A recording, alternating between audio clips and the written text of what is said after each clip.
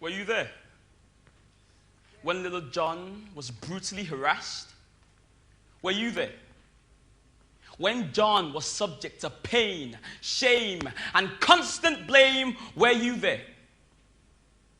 When John's mother had 2 spoons of rice, but 3 mouths to feed? Were you ever there? When John couldn't sleep at night because his body was tattooed with bruises and scars inflicted by his father based on his rage of life? Where were you? When John was drowning in poverty, screaming out for a lifeguard?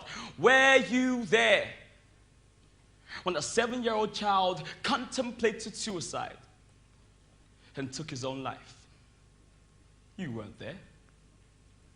If there's one thing I know we all share, a common denominator, it's a heart. My heart beats exactly like yours, and your heart beats exactly like John's. And they say poverty deprives a man of all spirit and virtue. An empty bag cannot stand upright alone. Well, John was that bag. For John, there was no light at the end of the tunnel.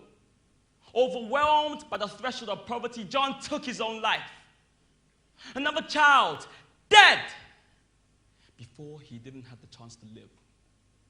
And as much as we like to pass on the baton of blame, it is our fault.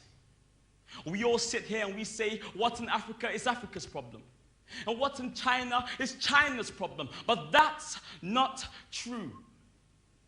Are we not all human beings?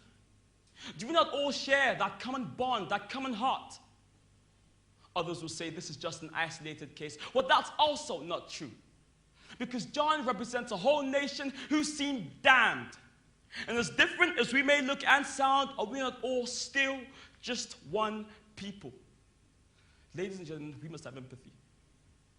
Whilst we sit here gloriously devouring our righteous 5 a day, there are children who aren't as lucky, struggling to scrape up their 1 a month.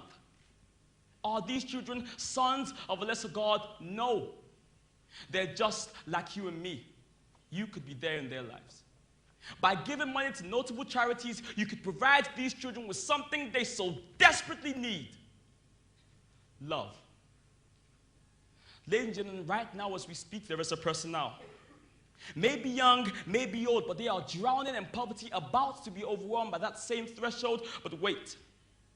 Whilst drowning, they have one arm above the waterline, and awaiting they are for someone to put his or her hand upon theirs. Someone to give them a reason for life, something to fight for. And you know what?